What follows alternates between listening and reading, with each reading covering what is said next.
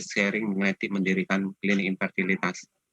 Jadi skop diskusi kali ini ya kita mungkin membicarakan tingkat infertilitas mungkin berdasarkan kemampuan masing-masing, tingkatnya bagaimana kita lihat, dan apa pertimbangan mendirikan sebuah klinik dan key point-nya apa, persyaratan pendirian klinik dasar, menengah, dan lanjut, dan take message-nya apa.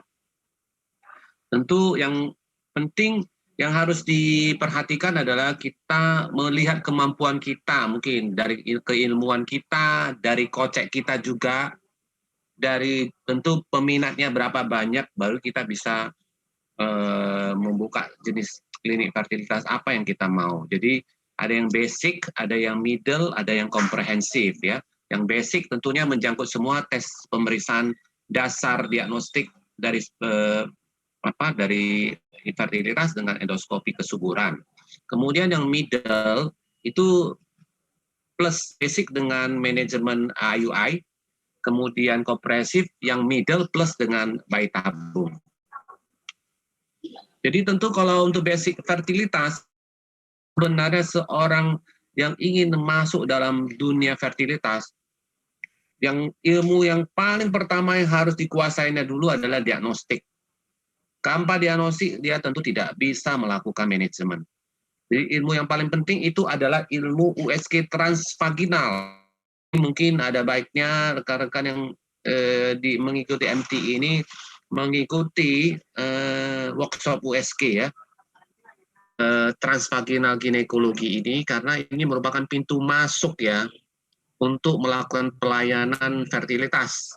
Dan itu ilmu pertama dulu untuk diri sendiri. Yang kedua harus membeli USG transvaginal yang cukup baik resolusinya ya.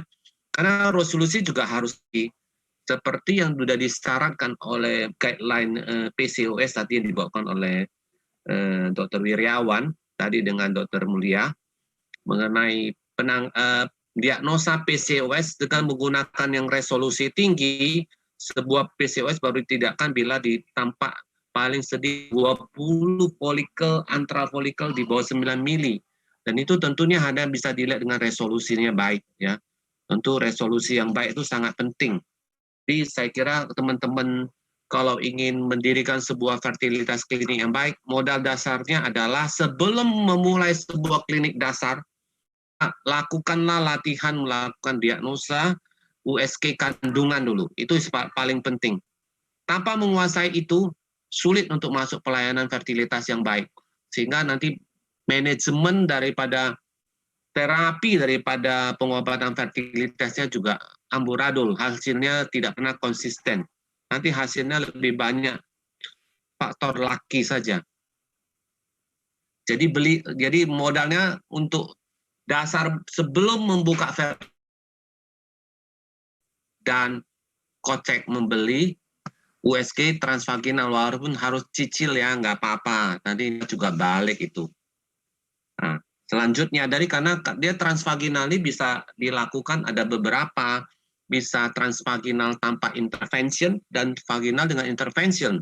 Transvaginal intervention itu bisa dilakukan SIS, ya, saline infusion sonografi yang sering dilakukan didemonstrasikan oleh Prof. Tono, ya. Kemudian sekarang udah lagi dipasarkan FOMI, bahan yang bisa digunakan FOMI untuk HSG dengan sistem USG. Nah itu juga bisa dijadikan sumber pemasukannya untuk mengurangi cicilan USG tersebut ya. Jadi tidak usah takut USG itu nggak akan tercicil ya.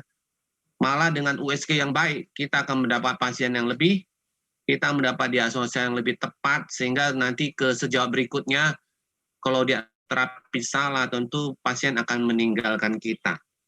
Jadi dasarnya itu adalah USG transvaginal yang baik, mempunyai kemampuan dan mempunyai alat yang bagus. Punya kemampuan, alat tidak bagus, tidak jadi. Punya alat yang bagus, tidak punya kemampuan, tidak jadi juga. Jadi keduanya adalah komplementari masing-masing ya. Nah ini yang bisa dilakukan SIS. Mungkin SIS bisa dikutip harganya jadi 600.000 dengan modal apakah modal IUI kateter kah, Folibag kateter kah, ya, yang untuk anak-anak 8 mili itu bisa dilakukan, ya, bisa dipungut 600 barangkali. Nah, tentunya itu paling tidak bisa melihat rongga rahim, bisa melihat miom, bisa melihat polip, ya, bisa lihat perlengketan, dan bila punya kemampuan dengan menggunakan teknik Doppler, kita bisa melihat aliran daripada kedua saluran tersebut, ya. Dan ini juga tentu bisa mendapat pemasukan, ya, untuk menutupi cicilan transvaginal USG-nya. Nah, kalau sesudah kita sudah mahir pada tahap tersebut, mahir dalam ilmu diagnosa kandungan, karena sekarang nggak zaman lagi menggunakan VT untuk menentukan diagnosa apakah miom, apakah apapun itu, sehingga kita wajib malah seperti perpanjangan tangan kita untuk melakukan TUSE transvaginal tersebut. Jadi setelah kita mahir menegakkan diagnosa kandungan tersebut, kita baru boleh sebaiknya mempunyai keinginan untuk mengembangkan fertility klinik, ya. Karena tanpa dasar itu sulit, nanti hasilnya tidak akan optimal. Makanya saya sarankan pertama dulu ikuti dulu workshop dasar madya lanjut USG kandungan tersebut. Sesudah itu, kalau memang sudah bagus, diagnosanya sudah tepat, kemudian punya kemampuan reproduktif surgery yang mumpuni, memadai, tidak harus mahir sekali dan advance, paling tidak miomektomi, polipektomi, kistektomi, ya, itu saja sudah bisa dilakukan, kita bisa berkembang. Jadi reproductive surgery itu juga sesuatu hal yang penting kalau kita di pelayanan di daerah yang itu yang kita lakukan. Kalau yang sudah advance, suatu adendometriosis yang terlalu berat, ya, suatu DIA mungkin dikonsulkan aja ke mungkin ke apa ya, ke center apa ya, center pendidikan atau center yang mempunyai kemampuan yang tinggi, ya. Nah, seperti mungkin ke Proktono atau ke Ruswana, ya, kalau di Bandung, ya. Nah, jadi barangkali di sini kalau seandainya kita ingin mengembang, mungkin menggaji dulu satu orang laboratori yang bisa melakukan analisa sperma dasar, ya. Lakukan processing inseminasi sperma analisa yang baik, ya, sehingga hasilnya baru bisa baik. Bisa mulai dulu seseorang, karena setelah situ itu dipakai laborannya bisa dikirim ke center yang memberikan pelatihan analisa sperma dan preparasi sperma, bisa dikirim untuk dilatih, ya, bisa ke center-center yang menerima pelatihan laboran ini, ya. Jadi kalau sudah, inilah persiapannya, salah satu analisa sperma dasar menuju kepada laboran yang bisa melakukan preparasi sperma. Dan selanjutnya bisa melakukan suatu manajemen kesuburan secara medis, ya, induksi ovulasi, mulai belajar menggunakan klomin pensitrat, letrozol, gonadotropin yang sederhana, ya, untuk misalnya pada pasien-pasien yang pada lini kedua, misalnya pada PCOS, sudah mulai melatih diri menggunakan ini.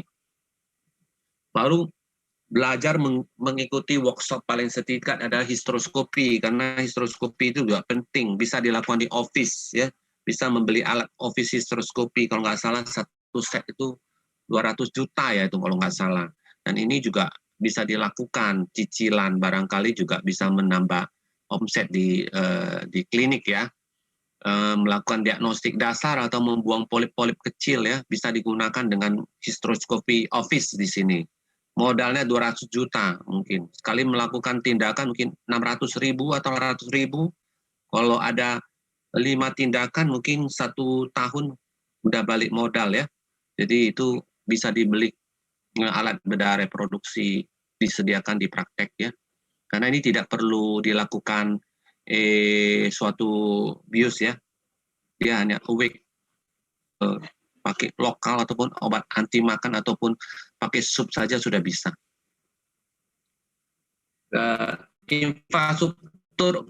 kita masuk ke tadi di praktek pribadi juga bisa dilakukan. Nah, sekarang kalau misalnya yang middle, kalau yang middle menyediakan inseminasi itu bisa di praktek, bisa di klinik, bisa di rumah sakit ya. Nah, layanannya adalah yang basic. Nah, tadi sudah punya laboran yang sudah bisa pintar melakukan analisa sperma.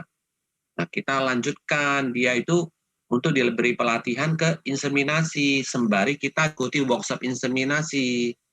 Nah, kedua untuk mengikuti workshop inseminasi bagaimana menggunakan gonadotropin yang benar, menangani efek sampingnya, sudah diberikan bekal ilmunya, kita bisa mulai masuk ke middle ya, inseminasi. Jadi di sini klinisi harus menguasai stimulasi ovarium gonadotropin dengan dosis rendah sekitar 50, 37,5 sampai 75. Ya, bisa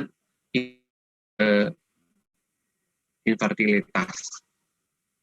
Kemudian peralatan yang perlu disediakan laminar flow yang sederhana. Kalau yang bagus ESCO, tapi mahal nggak usah ya. Beli yang sederhana saja. Centrifuge yang sederhana juga ada. Kemudian peralatan pipet Eppendorf 1, 2 juta kalau nggak salah ini. Ya, kalau ini mungkin bisa 50-60 juta yang murah. Kalau ini laminar flow bisa 70-an juta ya yang sederhana ya. Inkubator. Nah, inkubator beli yang sederhana ada 60-70 untuk menginkubasi spermanya selama 1 jam. Jadi itu yang harus disiapkan ya. Jadi harus menyiapkan diri kita dengan kemampuan melakukan melakukan kemampuan untuk menjelaskan kepada pasien, karena pelayan ini kan hasilnya itu tidak tinggi-tinggi amat, berkisar antara 20-30%. Yang disampaikan Prof. Tono 36% itu sudah sangat tinggi dan bagus ya. Achievement yang bagus sekali dari Prof. Tono 36%. Karena dilakukan semuanya sesudah laparoskopi katanya. Jadi semua yang masalah-masalah tidak bagus sudah disingkirkan. Jadi kalau yang komprehensif bagaimana? Setelah kita menguasai ilmu inseminasi, kita bisa mungkin itu saatnya kita sudah bisa barangkali sudah bisa ke arah komprehensif. Kita bisa memikirkan, sudah memposisikan diri kita ke rumah sakit, karena sampai saat ini klinik bayi tabung harus di rumah. Di sini servisnya sudah memulai dengan program bayi tabung. Program bayi tabung sederhana adalah IVF konvensional tanpa melakukan metode ICSI, intrasitoplasmic sperm injeksi, menginjeksi sperma ke dalam telur ya. Nah, jadi di sini yang perlu diperhatikan sudah harus membentuk tim ya, karena di dalam satu IVF itu yang paling penting tim ya, bukan satu orang lagi. Di sini apa saja human resources yang harus disiapkan. Kita sudah harus punya mengkontak teman kita. Kalau kita bukan seorang dokter konsultan, maka kita harus menghubungi salah satu dokter konsultan FAIR untuk menjadi penanggung jawab kita di dalam klinik. Kemudian kita selaku dokter obgynnya bisa mengikuti fellowship di bidang TRB pada center-center yang telah ditunjuk oleh Perfitri. Kemudian embriologis harus dilatih ke center-center yang sudah ditunjuk. Seandainya kita memberikan pelayanan pada pasien-pasien dengan kasus azoospermi, kita memerlukan operasi pengambilan sperma dari buah jakar, dokter urologi. Kemudian perawat harus ditrainingkan di bidang TRB, dari psikolog yang sudah ditrainingkan di pihak TRB, staf admin dan marketing tentunya sangat penting, karena mencari pasien di sini penting sekali, karena ini kan heavy investment, modal untuk membalikkan ini tidak kecil, sehingga kita benar-benar harus membentuk satu tim. Tanpa ada tim, keberhasilan dari bayi tabung itu tidak mungkin akan terjadi. Jadi kita tahu bahwa keberhasilan sebuah program bayi tabung itu 80% ditentukan di lab, maka lab itu harus bagus. kita harus menyediakan alat-alat yang juga mumpuni seperti laminoflow yang baik ya, centrifuge yang baik. Centrifuge berguna untuk centrifuge sperma. Kemudian pipetting yang baik, ada mikroskop. Di sini mikroskop paling sedikit harus 3 jenis. Mikroskop yang biasa, kemudian phase contrast mikroskop untuk melihat sperma, kemudian ada stereo mikroskop, ini namanya stereo mikroskop untuk melihat ovum telur, ada stereo mikroskop namanya, kemudian program ICSI yang ya ini adalah phase contrast, ini adalah stereo mikroskop. Nah, kemudian kita harus menyediakan 2 jenis inkubator. Ada satu inkubator biasa yang tidak dipasang dengan CO2, ada yang CO2. CO2 dibutuhkan untuk inkubasi kultur embrio. Kalau inkubator biasa untuk ditaruh medium dan untuk sperma. Nah, sekarang untuk inkubasi embrio kita biasanya pakai mini inkubator yang ada satu chamber ruangannya. Jadi di sini satu paket embrio, sini paket pasien yang lain, satu yang lain. Kita masing-masing punya kamar fit, ya ini fit. Jadi masing-masing satu kamar, tidak campur-campur. Untuk membuka muka ini tidak gampang keluar semua CO2-nya, sehingga tidak terganggu temperatur maupun pH-nya. Jadi pertimbangan mendirikan klinik ini juga itu berdasarkan demand ya di tempat kita. Misalnya kita adanya di mana? Misalnya kita adanya di Bogor. Kita hitung berapa populasi di Bogor, berapa orang di situ populasinya. Misalnya populasinya 1 juta, ya. Kemudian kita juga mempertimbangkan staffing, ya, staffing kita sampai seberapa. Kemudian sumber daya kita, keuangan kita, dan infrastruktur, rumah sakit, klinik atau pribadi. Dan inilah 4 daripada spektrum yang harus kita perhatikan sebelum mendirikan sebuah klinik. Nah, tips mendirikan klinik pertama adalah selama kita praktek, pasien kita paling tidak sudah harus cukup banyak ya. Kita paling tidak, kalau pasien kita masih doremi, itu kayaknya nggak cocok untuk memberikan pelayanan kesuburan yang advance ya. Mungkin dia lebih bagus membina dulu, misalnya layanan-layanan kandungan. Kuatkan dulu. Kalau pasien kurang banyak, maka kita harus bertanya pada diri kita sendiri. Bukan itu biasanya bukan karena buruk ya, buruk nasib ya, itu bukan. Biasanya kita harus introspeksi diri kita. Pertama, apakah kita kurang komunikatif? Yang kedua, apa ilmu kita kurang sehingga pengobatan kita selalu tidak optimal menjadi komplain orang? Itu. Yang ketiga, apakah waktu kita kurang untuk pasien sehingga pasien dia komplain?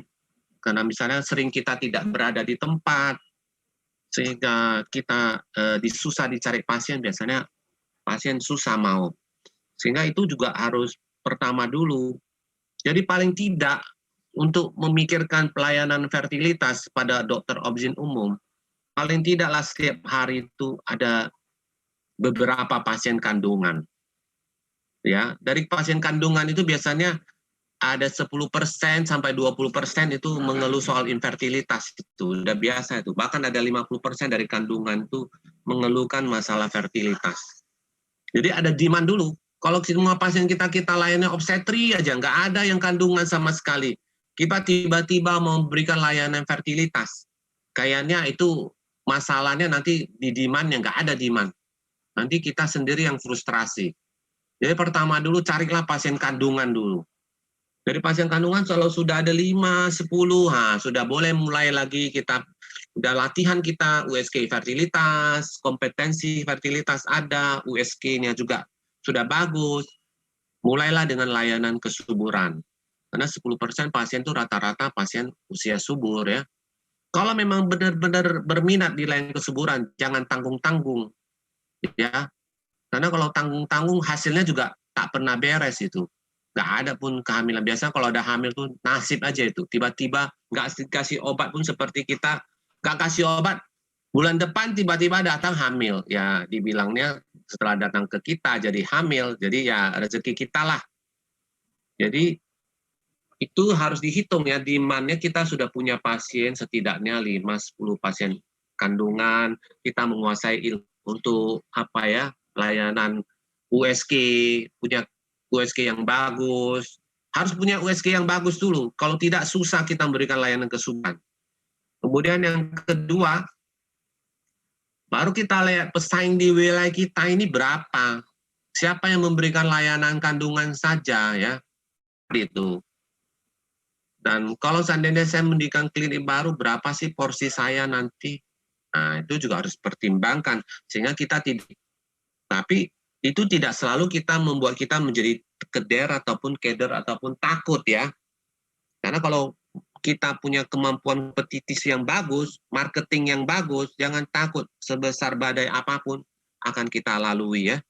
Jadi jangan takut menghadapi kompetisi. Lalu tukang pancing, selalu berpancing di ikan kolam yang sama kan, kolam pancing, begitu banyak ikan, semua orang berpancing di situ, berpancing ria.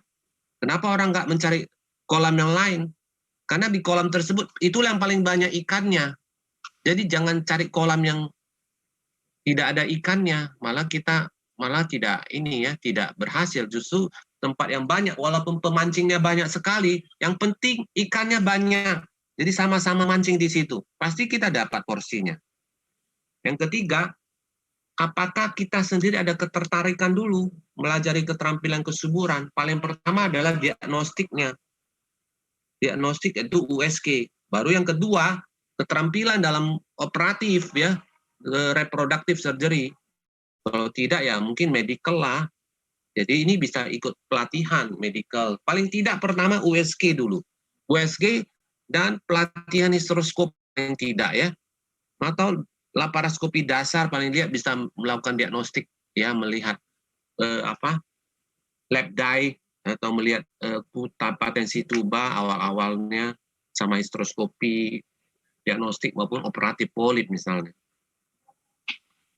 Tempat mencari pelatihan, kalau center pelatihan untuk IVF yang formal saat ini memang ada 3. Di klinik Yasmin di Rumah Sakit Cipto, di klinik Morula Bunda Menteng, di Halim Fertility Center di Medan. Kalau untuk center pelatihan daripada laparoskopi, barangkali di sini di MTI juga ada satu sesi khusus membicarakan mengenai pelatihan laparoskopi ya, yang bisa dilihat, karena masing-masing center di pendidikan di Indonesia itu rata-rata punya center pelatihan laparoskopi. Tempat mencari pelatihan di luar negeri juga ada, di Singapura, di NUH, di Vietnam, Tudu Hospital, di India, IIRH, ya, banyak lagi yang bisa diikuti. Persyaratan yang pendirian daripada klinik infertilitas dasar, seperti saya sampaikan, mulailah dengan layanan kesuburan dasar. Latihlah diri Anda dengan keterampilan diagnostik dasar, USG, manajemen kesuburan dasar yang bisa diikuti dengan kursus-kursus, keterampilan dasar dalam histeroskopi dan laparoskopi. Jadi di sini kita lihat bahwa persyaratan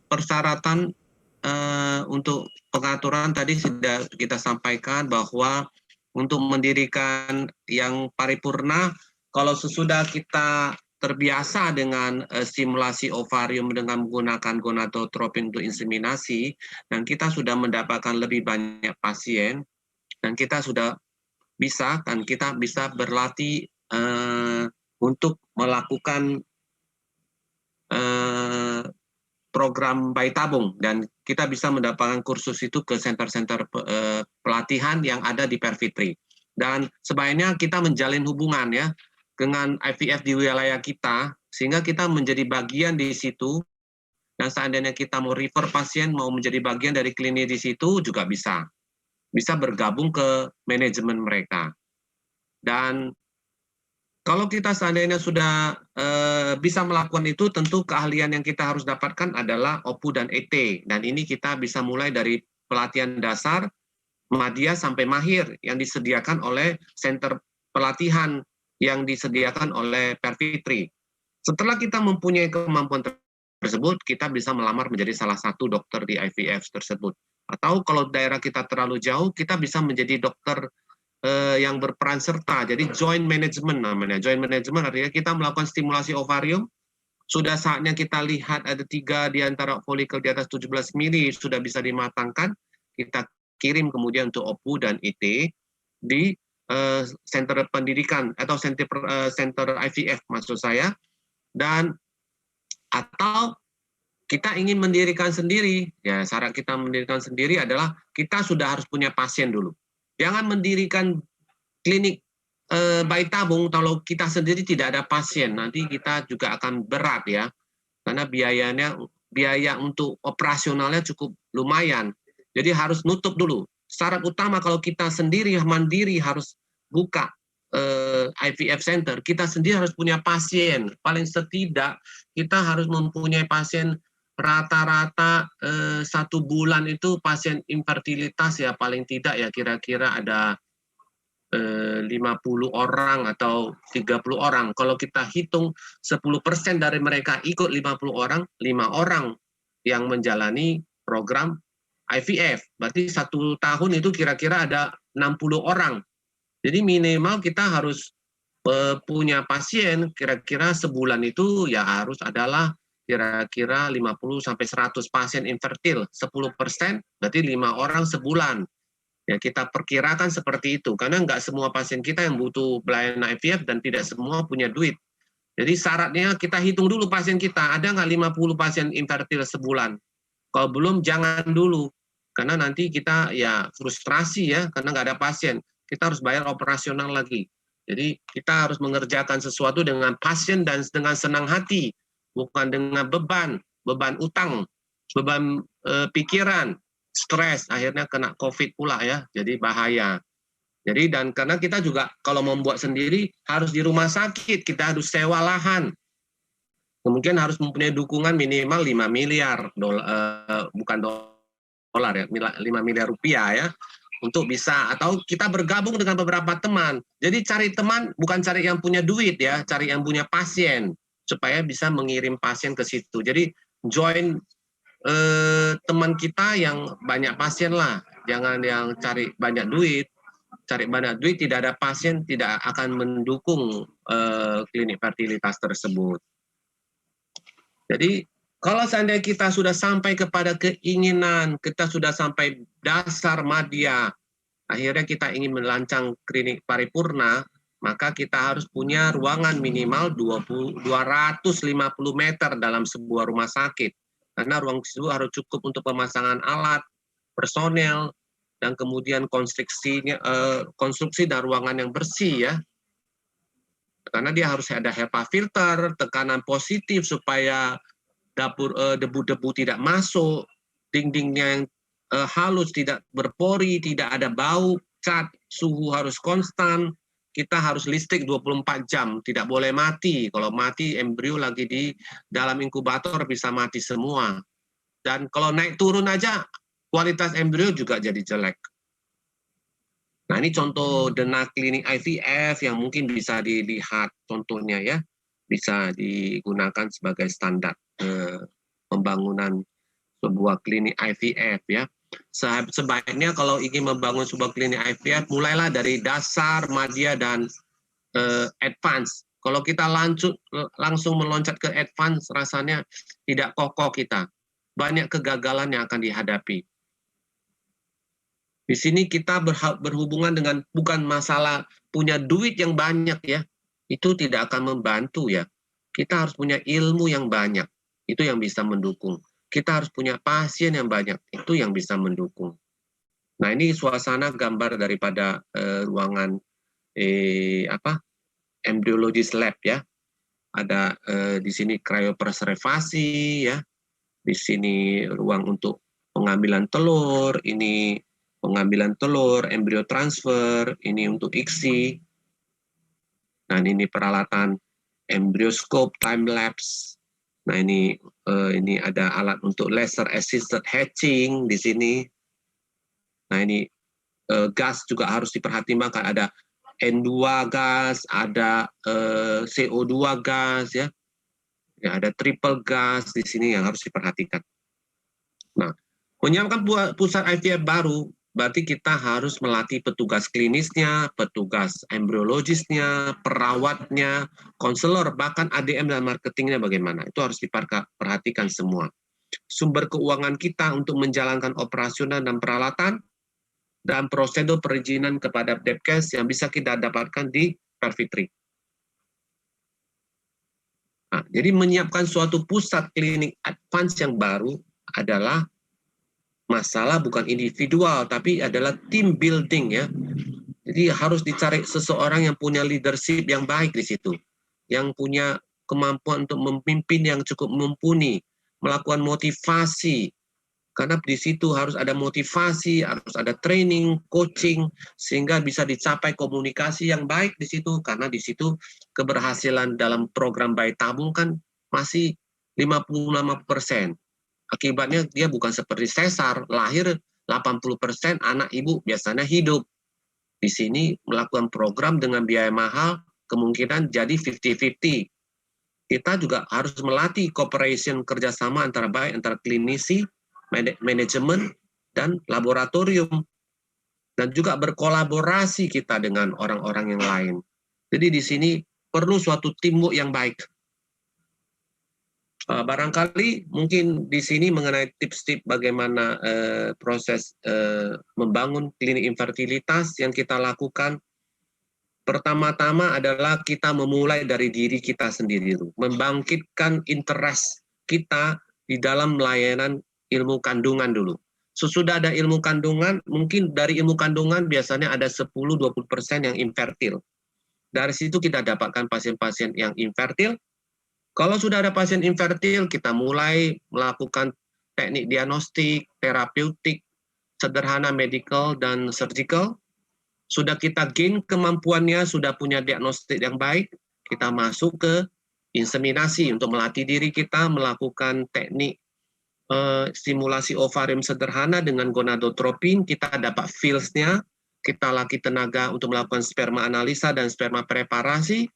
Kita sudah dapat suatu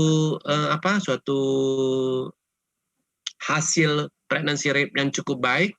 Nah, kita sudah punya kemampuan, kita melatihkan diri kita ke tingkat yang lebih tinggi, join management dulu dengan IVF center, link kita ke sana. Kita stimulasi, kita kirim. Kita stimulasi, kita kirim. Sudah bagus, kita boleh merasa kepingin ikut bisa fellowship ke TRB. Nah, kita fellowship TRB, kita bisa melamar jadi klinisi di salah satu IVF center terdekat tersebut. Kemudian kalau punya uang dan pasien sudah banyak atau bergabung dengan teman-teman, bisa membentuk klinik IVF yang baru dengan modal 5 miliar. Kemudian carilah rumah sakit yang mau disewa lapaknya. Nah, kita sewa di situ, bergabung bersama-sama. Bentuklah leadership yang baik, komunikasi yang baik, kolaborasi yang baik. Mudah-mudahan bisa menghasilkan hasil yang baik. Terima kasih. Terima kasih, Dr. Dian.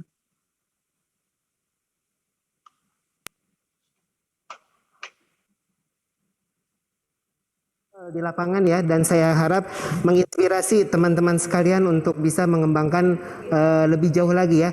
Tidak ada yang tidak bisa kita gapai apabila kita memiliki cita-cita dan usaha yang tinggi. Baik, terima kasih sekali lagi Dr. Binaran. Sampai bertemu lagi.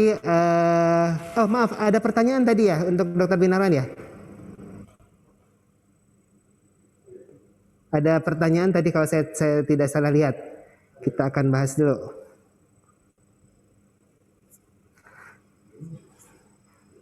Baik dok, ini ada satu pertanyaan dok dari Dr. Muhammad Zaki, SPOG.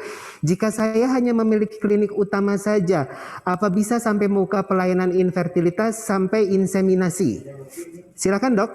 Terima kasih Dr. Dian. Ya, Dr. Muhammad Zaki, terima kasih. Jadi kalau klinik utama sebenarnya sudah bagus ya, karena itu sudah perawatan itu. Jadi otomatis untuk fasilitas melakukan suatu layanan inseminasi sudah cukup. Karena dia cuma membutuhkan satu ruangan laboratorium di situ, kira-kira 3 kali 3 meter untuk meletakkan laminar flow, untuk meletakkan centrifuge, meletakkan satu inkubator di situ, meletakkan satu mikroskop untuk dilakukan. Sebelahnya adalah ruang prosedur ginekologi untuk melakukan suatu inseminasi, pasien biasanya tidur cuma 10 menit ya. Jadi saya kira sudah bisa. Syarat yang lain sebenarnya klinik utama sudah, kemudian fasilitas untuk infrastruktur sudah memenuhi. Selanjutnya mungkin Dokter Jaki yang perlu dipertanyakan adalah berapa persen pasien kandungan Dokter Jaki sehingga bisa memenuhi target daripada persentase pasien untuk inseminasi. Biasanya kalau kita hitung misalnya 100 pasien inseminasi mungkin 100 pasien infertilitas mungkin sekitar 10-20% yang bisa mengikuti inseminasi. Jadi barangkali mungkin nanti bisa ikut workshopnya inseminasi barangkali dan ikuti persyaratan tentunya inseminasi. Jangan semua diinseminasi. Pasien misalnya sperma cuma 0,5 juta dikasih inseminasi ya tentu gagal ya. Barangkali jangan melakukan perbuatan-perbuatan bunuh diri sehingga frustrasi yang kebanyakan yang saya lihat bagian objek umum itu lama-lama frustrasi sendiri melakukan inseminasi karena hasilnya kok 0% terus. Mungkin nanti tolong diberi masukan Prof. Tono sama Dr. Dian ya, supaya hasil mereka bisa bagus bagaimana caranya di workshop inseminasi. Ya, terima kasih sekali lagi, Prof. Ya, teman-teman, demikian Dr. Binarwan ya, betul sekali. Jadi untuk yang workshop inseminasi itu juga banyak yang ke kita gitu ya. Ternyata mereka memulai pada kasus yang sulit ya, Dok ya. Jadi kalau memulai kasus pada yang sulit, jadi kita juga susah nantinya ke belakangannya. Jadi screening, seleksi pasien itu merupakan hal yang penting untuk menentukan keberhasilan kita. Sekali lagi kami mengucapkan terima kasih Dr. Binarwan atas pencerahannya. Kita berikan plus untuk Dr. Binarwan. Terima kasih.